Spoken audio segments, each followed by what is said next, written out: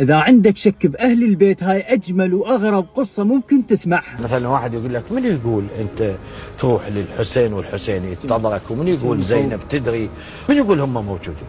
خليني أحكي لك فت قضية صارت معي. من أريد أمشي أكو رجل متبرع يجيب لي مبلغ من المال، يقول لي شيخ هذا توزعه في كذا مكان، أو تشتري به 100 بطانية 100 دوشك 100 مخدة. المهم يوم من الايام انطاني مبلغ واعطاني ورقه هيجي ملفوفه بكيس نايلون، قال لي هاي عبايه المراه. قلت له شنو عبايه المراه؟ قال هاي عبايه فلوسها عبايه مال المراه.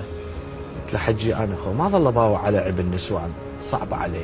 قال لا هي تجيك انت ما لك علاقه، ذني تشتري بين كذا وهاي عبايه المراه. ما اعرف شنو اللي راح يصير. المهم انا ضميتها وطلعت، خلص هذا المبلغ الكبير ووزعته بالتساوي، ما زاد منه ولا دينار. يجي قلت لك كانما الله سبحانه وتعالى بارك، ونسيت هاي القضيه مال المراه، راحت من بالي.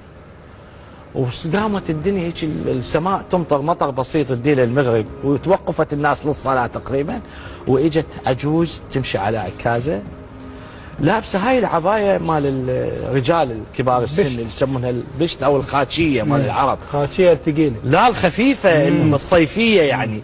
اجت تمشي، انا قاعد قلت ليش ما لابسه عبايه سوداء؟ مو هذا المطر راح ياذيك قالت يمه انا العبايه السوداء هاي من تمطر علي الدنيا تصير ثقيله على اشتافي ما اتحملها. شكيت الزينب قلت لها انا هاي ما اتحملها، فانا قمت البس من هاي العبايه السوداء مال الرجال الكبار، هم خفيفه علي وهم تمنع المطر. لا هاي شو تعبت؟ قالت هاي راح اذبها. قلت لها ليش؟ قالت مو زينب كل سنه تودي لي فلوس اشتري بيها عبايه. ايش قد بيش هي العبايه؟ قالت السنه ب50. قلت لها لحظه حجي، مديت ايدي فتحت الكيس والكاغد لقيت 50. قلت لها حجي هاي دزت لك شاهد زينب. طبعا لا نعم الله ولا شربت شاي، اخذت العكازه وراحت وهي تحكي وش تقول؟ اي قالت لي زينب انا ما انساك كل سنه اودي لك فلوس تشتري العبايه. الله، هذا الشيء يعطيك من دليل